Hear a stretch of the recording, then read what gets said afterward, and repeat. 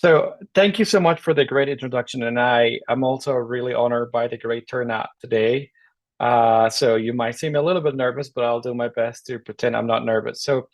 Uh, and please, I'll try to stay in time, but do let me know if it goes wrong.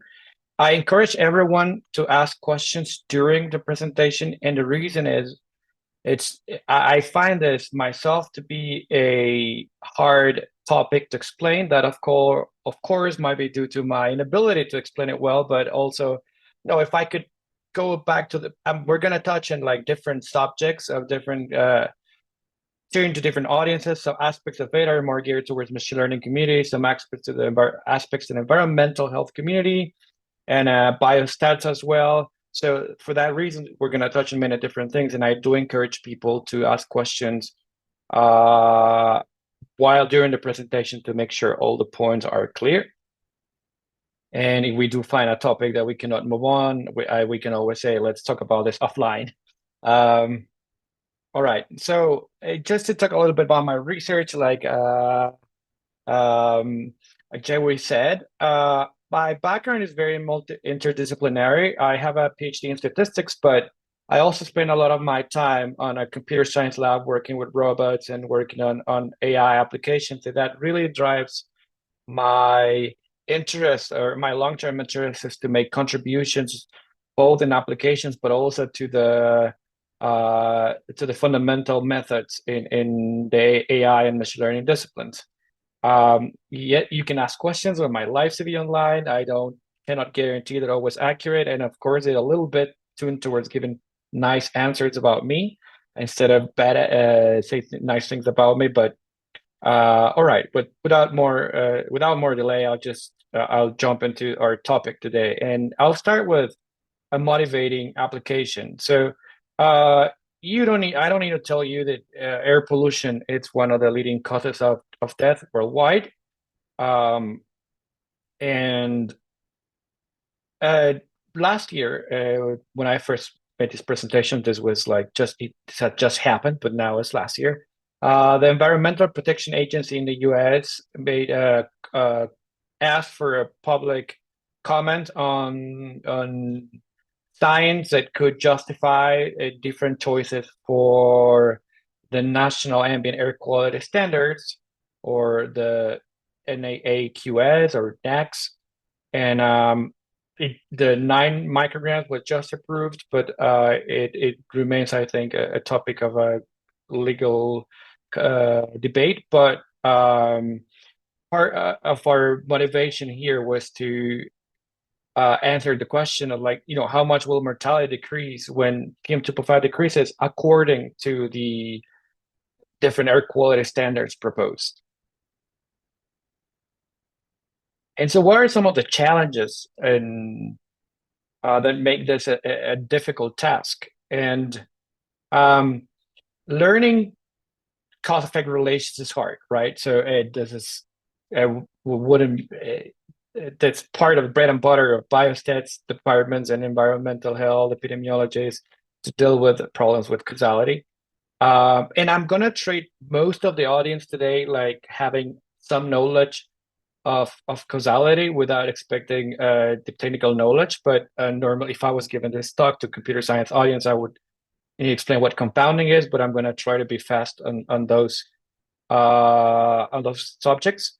Now, what maybe is more important here is that traditional exposure response functions, or also known as dose response functions, might not be the most accurate quantity or estimate to answer the problem. And I'm going to talk more on this later, but just as a preview, we're going to talk about what I'm going to call today shift response functions, but you might also know previously as stochastic interventions or modified treatment policies. Now, another problem that is dealing with count data, and some of the methods developed, not all of them are able to deal with count data, and the multiplicative errors in count data, if not correctly taken into account, might create a lot of problems. So my goal today, or the goal of this project, is to extend the existing methodology for causal inference with neural networks. to enable a robust, efficient, and justified method that answered this question. Method that answered this question. So, but I want to make this point clear. Our goal here is to extend the neural network theory.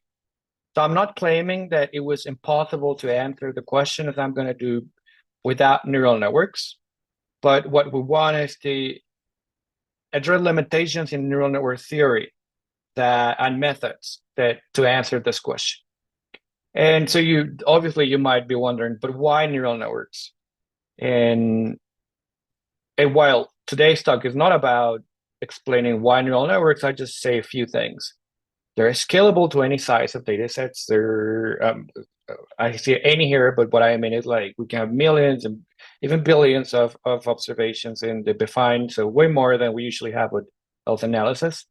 Now, it's become, particularly in the last few years, important to be compatible with the growing ecosystem for AI and foundation models. Just to give you an example, in the last year or two, foundation models for weather, to account for weather variables, also for satellite data, have been developed by IBM, by Microsoft, by all the big companies. So if you're not familiar with the term foundation model, I would describe it as a pre-trained starting point or model that creates rich expressive features that you can use then in other analysis, such as linear regression or any kind of analysis.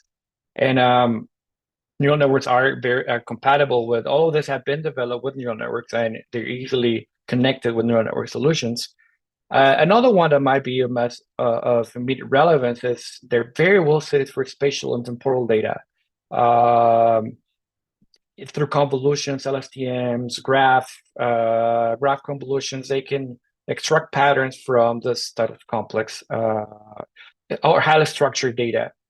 And lastly, like multimodality is becoming another like increasingly important topic, being able to combine different sources such as images with text descriptions, aerial data. Before multimodal model, what traditionally one does in statistics is to pre-aggregate or pre-extract tabular information from all the sources. But with neural networks, you can learn directly from the sources to learn those features. Now, well, all of these are reasons to use neural networks. I'm not going to specifically talk something about those reasons, but I'm going to focus on the standard neural network, particularly training procedure, which is basically what I mean today by neural network methods. I mean something that can be learned through stochastic gradient descent or loss function minimization, which is the really what makes a neural network work. And I'm going to summarize related work, although there's a lot of different areas touching on the subject. I'm going to try to mention some of the most important ones. Neural network methods in causal inference, like are the same, like in causal inference. Some of them are for individual effects, some of them are for marginal or average effects, and today we're going to talk about average or marginal effects. Several works have used semi-parametric theory and the efficient influence function to derive efficiency guarantees, and that's where like also we're going to be based. Now, targeted regularization was introduced recently in 2019, originally for a simple binary average treatment effect estimation. Their method is called the DragonNet. You might, computer science is traditional to put funny names into models. So they call it a DragonNet because it's a model that has three heads. One head is a propensity score estimation, another head is the outcome model estimation, and the last head is a regularization head. And the theme usually in neural networks is instead of using separate models to estimate all of those different components of the problem, everything is learned simultaneously through the same loss function. And of course, since this project is about targeted regularization, I'm going to go back to what targeted regularization is later. And so it might already sound familiar to you, some of the things. TR was inspired by TMLE, which a lot of you might know. And the key difference is the goal, a TR achieves the same goal what everything via regularization laws. Now, the DragonNet was later generalized to the VCNet for continuous treatment, specifically for exposure response or dose response functions. So, and I'll tell you that the name VC here means varying coefficient. So that just explains also one of the themes in neural network research is what is the right architecture, the right model, neural network model to learn, and they introduce a varying coefficient layer that we're going to use too. And I'll briefly go to the other works. There's been other works trying to use neural networks for air pollution, introducing the idea of end-to-end balancing. That's that their method is not double robust or connected with the techniques used here. And also based on exposure response functions or ERFs. Previous causal study with a similar data set actually we get the data from the study, use matching techniques to estimate the causal effect of air pollution on mortality. And you know, this is perhaps the most important part. Outside of the neural network literature, the kind of estimates we're going to use, you might know them as stochastic interventions or modified treatment policies. And specifically for a modeling application, this is previous work from our group, use causal methods, not based on neural networks and based on dose response functions to analyze the impact of different air quality standards. And by the time we started this project, this was the only significant previous work we found analyzing the impact of the air quality standards.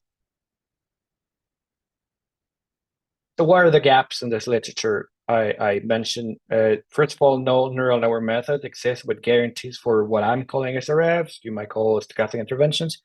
And if we have time, I can tell you why changing the name. Don't think it's just rebranding. There's a good reason in terms of communication and trying to get the message through. But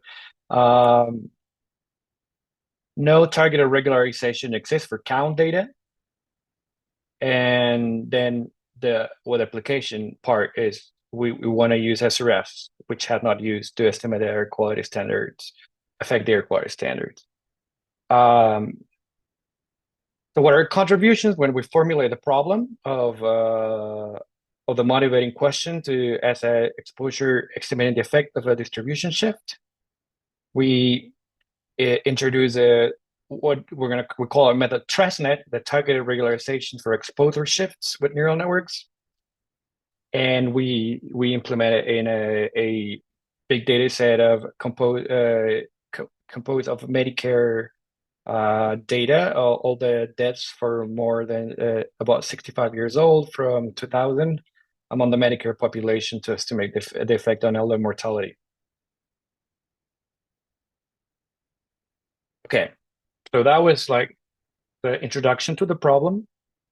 And I'm gonna now define formally this problem or statement of the shift response function.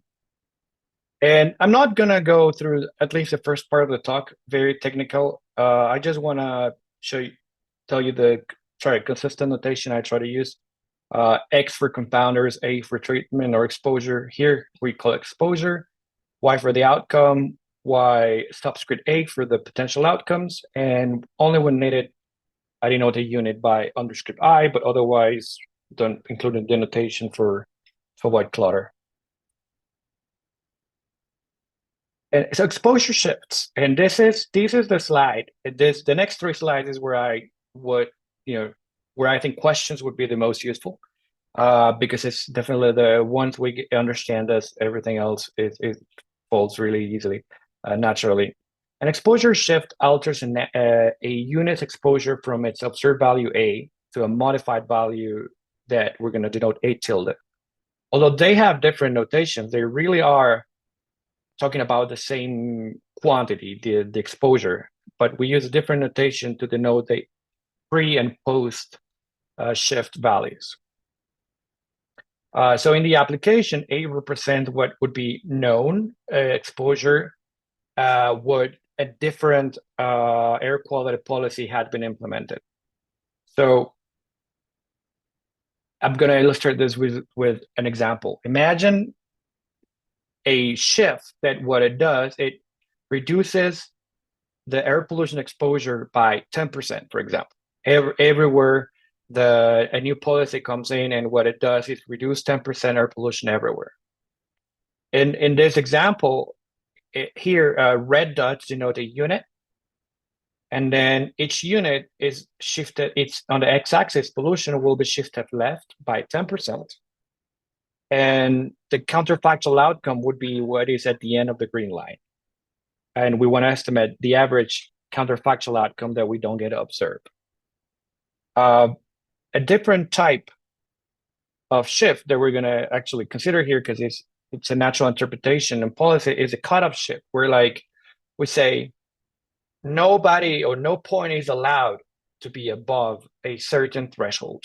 For example, if the new policy says the new threshold is 9 micrograms per meter cube of PM 2.5, then concentration, and no location or observation is allowed to exceed that, we can set up a counterfactual scenario, exposure shift, where all the historical observations that were above that threshold are going to be cut off or set to the threshold, whereas observations below that threshold would stay as they were observed. So in other words, all the counties or zip codes that have already low air pollution, they're going to stay as they are, but all the polluted places have to lower their air pollution. So I'm going to take a pause here to see if there's any questions about what exposure shift is.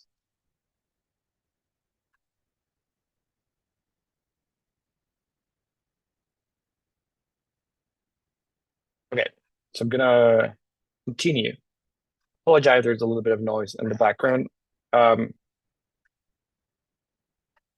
Okay, so what is then the estimate, or the target quantity we want to estimate is the expected counterfactual outcome when replacing the observed treatment distribution with a shifted treatment distribution.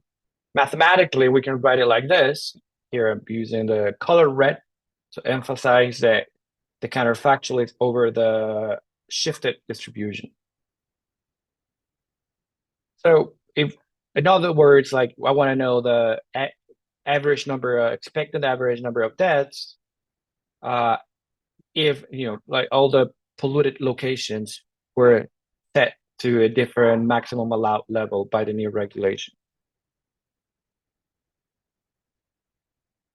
And like I mentioned a few times already, you might know this kind of estimate is stochastic intervention, although the reason why it seems to have different names for different is because depending on the application, it's more naturally or not to interpret the estimate in different ways. Stochastic interventions, generally, there's nothing random here. So that's why the name might not be the most accurate to describe it, even though mathematically it's the same definition of the estimate. And lastly, in this work, we usually want to see the effect of, by varying the amount of the shift. For example, in the EPA case, 12, 11, 10, 9, 8 are different thresholds of like micrograms per meter cube of PM 2.5 that we want to consider. And we take that into account in our method. So using the method we're going to propose, rather than having to do a completely separate analysis for each one of those thresholds, we actually obtain the entire curve of solution in a single learning procedure. And this is another critical slide. When I presented the gaps in the literature, I've insisted that most of the existing work, is based on the dose response or function or the ERF. And so I want to spend some minutes here to try to explain what's different about considering those ERFs. And so I'm using here the same kind of like diagram I used before. If you remember the slides I showed here, where like these gray lines represent the counterfactuals or potential outcomes of a red point that we never get observed, but they're there. Now, here we have sorry, the gray lines are not visible here, but you can imagine them here. Imagine the ERF here is a yellow line. If I look at one point in the ERF, such as this 9 here, 9 because of 9 micrograms, what the ERF is estimating is the average outcome under a counterfactual world where every observation is considered at that point. So what would that mean in terms of air pollution?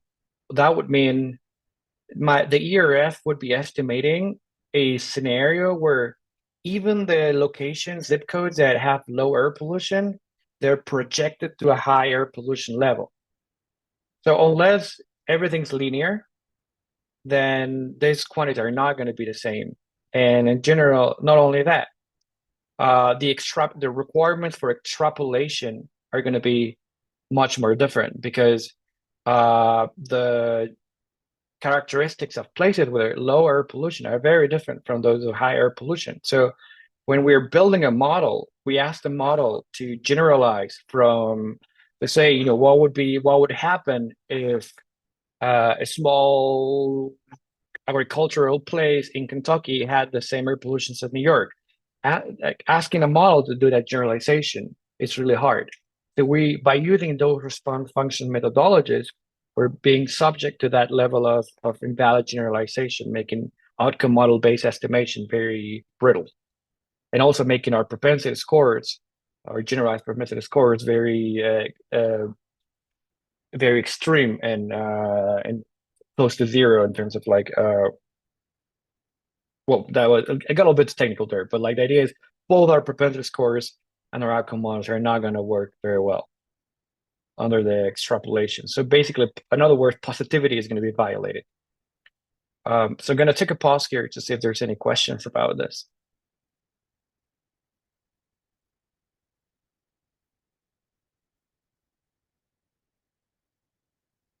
All right, so maybe I was finally able to explain this well. Hopefully people are not lost. And it's going to be easy. We look at the application results.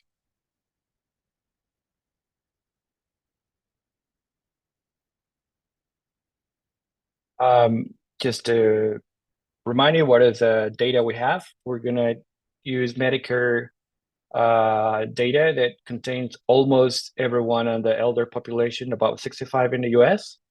And we use a very large number of confounders using this previous data set that was used in this paper of Woodall in Science Advances 2020, investigating the mortality effects, the effects of air pollution on mortality. And our unit of analysis is going to be zip code years. So for each zip code, the average the PM2.5 is aggregated at a population weight level in each zip code for that given year. And all the covariates confounders are also aggregated to that same resolution level. And just as a comment, this is actually we do this in order to be able to compare with the previous work, and also this is how the data was already aggregated. But again, this is why neural networks are attractive, is because we don't have, in principle, we don't need to do this pre-aggregation. We could work with the raw data sources. And this is definitely one of the areas for future work. And okay, so now I'm going to show you the result of applying those two types of counterfactual exposure shifts I talked about earlier, the cutoff and the percent reduction. And we're going to interpret that in terms of the NAAQS or the air quality standards. And this is the result from the shift response function estimation. So what we see here is in the x-axis, we have different cutoff levels. Like the maximum allowed level for PM2.5, and what we see on the y-axis is the difference between the observed mean and the counterfactual, and our estimate, so the counterfactual expected mean. So what the curve says to us is that by, first of all, like, had the current standard been perfectly already implemented, a 1% of elder mortality could have been saved. And further, if the standard were to be reduced to 9 micrograms per meter cube, like it is actually been accepted now, there would be an additional 4% among all Medicare deaths or elder mortality in the US. I see a question. Yeah. So is this IQR based on your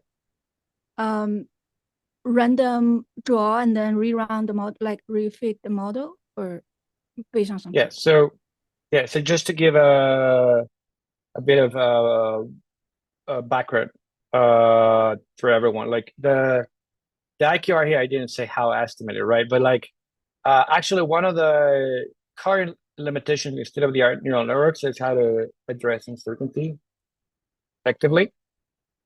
And we use a technique that sometimes called deep ensembles, which means reinitializing your neural network in different points, the weights of the neural network, and then retrain the model. And so that normally doesn't give any uncertainty between linear regression, but there's been a series of papers that find that approach, because of the properties of the loss function of neural networks that are non-convex, but they have different minima, local minima. Every time you refit the network, you land on one of the different local minima. And that is a very good approximation of what would have happened if you feed a Bayesian model. So I'm not claiming this is the best way to estimate uncertainty. I think that is, as actually we mentioned in the paper, that's one of the most important venues for future work. Because as of today, training fully Bayesian neural networks is really hard. Bayesian methods in causal inference are really hard. And there's also space for using more the efficient inference function that we're using to give at least an asymptotic characterization of the uncertainty. Yeah, so I hope that answers the question. Yeah, thanks. Okay, and similarly, sorry, there's a flying box there. Something's going to appear there, but similarly, we give a answer in terms of reducing 8% throughout PN 2.5. Now, this estimate is a little bit harder to interpret, but it's worth going through the challenge to interpret it, because it tells us a different picture. What it tells us is we know that there's no compliance today, and that even if like the new standard is set by 9 micrograms per meter cube, some locations that are very highly polluted today might not be able to exactly achieve that, or might in some given years or in some given months exceed that pollution. But what we can do is then say what would happen if the current level of non-attainment would be held constant, but overall everywhere the pollution is reduced, so that certain target percentage of the total number of locations meet their quality standard. So, for example, like today, or not today, but by 2016, 75% of the locations in a given year, on average, annual average, were satisfying the then 12 microgram by meter cube threshold. If we want that same percentage of locations to meet the proposed new standard of 9, we would need a reduction of 25% everywhere. And then, so this is the kind of analysis we do. And then what we see on the right-hand side is what by any percentage level would be the reduction. And one of the insights we get from this plot is that the reduction in that is not as the magnitude is not as high as when in the cutoff, where we were reducing it in the bigger and the more polluted location. So what that tells us is that, and it's actually kind of intuitive result, is that it is more important to make sure that those very low polluted places reduce their high concentrations of air pollution than making the already low polluted places be less polluted. And that is because several works have looked at how air pollution is exponentially worse. So that could be one of the explanations. And so I'm going to pause here again and ask if there's any questions about the applications, because in the rest of the talk, I'm going to talk about some of the underlying technical aspects.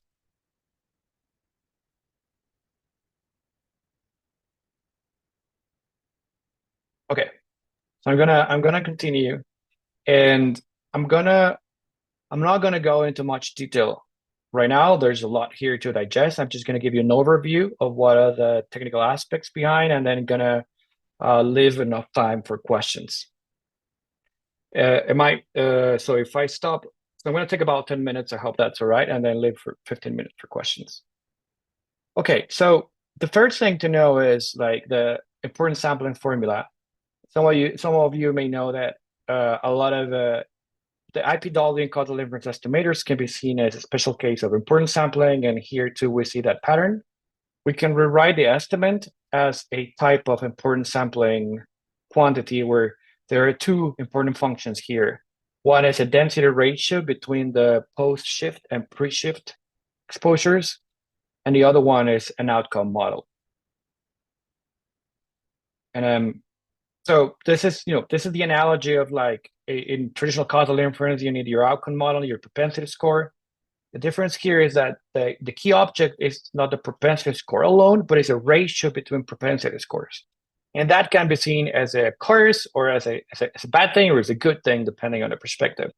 It's actually sometimes easier to estimate a density ratio, and actually the assumptions, I'm not going to touch on that more, but the usual positivity assumptions, just by the intuition we got on the pictures, is weaker than the kind of positivity you would need on a traditional propensity score. And that is because you only need positivity where like the denominator is on the places where the exposure shift has high density. The assumptions are the usual ones in terms of like SUDBA, that people that are familiar with the Neyman-Rubin potential outcomes framework. That means consistency and no interference. Positivity is going to be relaxed. We're going to talk much about that, but it just means that this density ratio is well behaved, and we need no unobserved confounding like in the traditional standard causal inference literature. The covariates we use for an analysis, that's part of what we also use the same set of covariates. They've been used before in causal studies, and they provide a thorough discussion on why this set of confounders are enough to sort of believe there will be not a big threat of unobserved confounding. And then, so double robust estimation is it's a property, and I'm going to be super informal here, and I hope that because I know there are experts here in semi-parametric theory, don't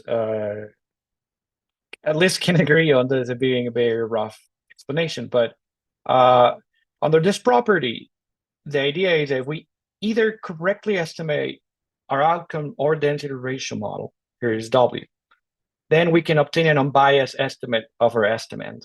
That is the goal. And what we mean, and then it's called double robust because we only need one of them to be correct. In practice, none of them are going to be correct, but we can at least, if we approximate both at enough rate, then we can get what's called efficiency. And here, efficiency means the best possible asymptotic rate of a regular asymptotic linear estimator, but that's the highly technical definition. And but for the purposes of like this work, what some of the colors are not appearing. I'm sorry, but what that means in practical purpose, for practical purpose, is there is a function called the efficient influence function. This function is a function of the data, but it can be written to as a function of the estimators. And this function, the property of this function is that it can be used to define an equation that depends on these quantities. And when this equation is satisfied, we can ensure that the double robustness property holds. So what that tells us is you might want to build estimators that are in their learning process, they're learned so that this equation is satisfied. And I'm going to show you how the last row here shows you what the equation is for this data here. And it usually takes the form of two components. One is W times the error in the model, W times 1 minus the outcome model prediction. That's usually called a biasing term or debiasing term. And then a second part, mu of x a tilde, is what we call plug-in estimator, and you can always ignore the last bit. So I'm not hoping this is a enough comprehensive answer for those that never seen semi-parametric theory. It's one of those areas that is hard to acquire, but I'll say what you need to worry about is there is just an equation that we need to make sure it is set to 0, and we're going to design a learning mechanism that achieves this.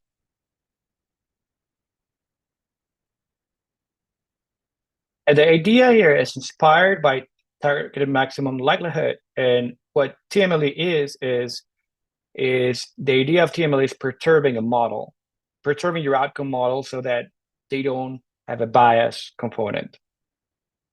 So what that's going to mean in practice is our final or best estimator is going to look like something very simple. What I say, like the naive man estimation is what would you do? You know nothing about causal inference. Well, you feed a regression and then you look at the output of your regression. We call this like a plug-in estimator. So that's going to be actually our estimator.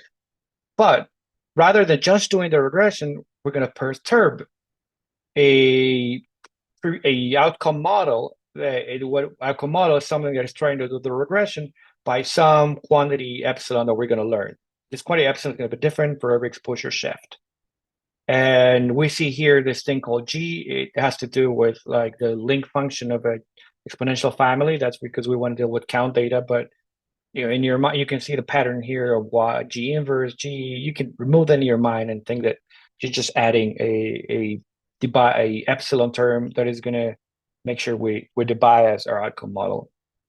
And the reason we want to do this, or I read the reason why in the mainstream TML literature it's been justified why this is a good thing, is because several works have observed that trying to estimate a density ratio model and use them in other types of estimators, because if we'll all go back and we think of like our estimator can be seen as just a average or expectation over two functions. When trying to estimate W directly, people have observed a lack of really good performance on finite samples. So the idea of TMLE has been to get the best of both worlds, the best of working well with small data, but satisfying the asymptotic efficiency guarantees that you get from double robustness. That was just like a quick intro to TMLE.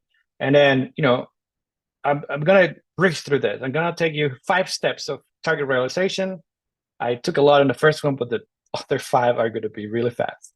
Step 2 is we're going to learn everything by minimizing a loss function. Now, this loss function has specific form that I'm not going to go into detail through this, but it's some kind of reweighted likelihood.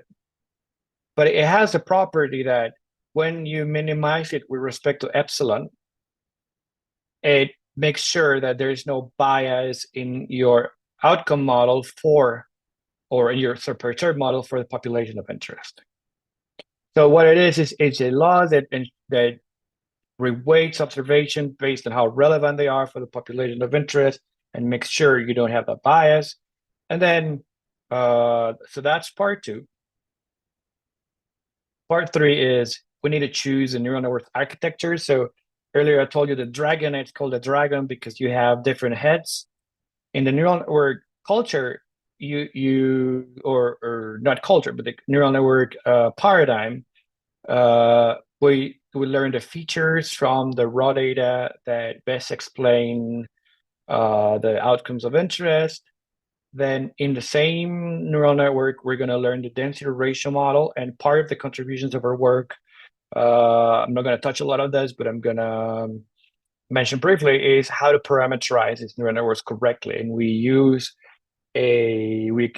extend the previous work on varying coefficients, which means that all of the weights of the neural network are going to be functions, explained functions of the exposure. And this tends to have a very robust performance empirically on the task of learning. And then we're going to learn the density ratio via classification instead of learning propensity scores. And the math turns out that that works fine. And step 4 is the part where everybody laughs and says, Mike, it works better on my simulation study than with anything else, because otherwise I would have never written a paper about it. But yes, we show that it works better on our simulation study. Part of the simulation study actually uses real data sets that are considered benchmarks in the machine learning causal inference literature, like IHTP is one of them, TCGA, and 2 simulated data sets. You need to please go to refer to the paper for details of how we set a task. But the point of these experiments is the loss function works as expected, even if the underlying architectures are different. And it is very important to use the Poisson loss function for count data, because if you just use the regular squared error loss, then you get really bad errors. This justifies that we adapt TR to targeted regularization to count data. And step 5 is the big theorem, like show that under this property, the double robustness still works. And that is like, I just want to provide an overview of like the technical background. And I'm going to stop here and not a backup slides. I'm going to stop here and let people ask questions.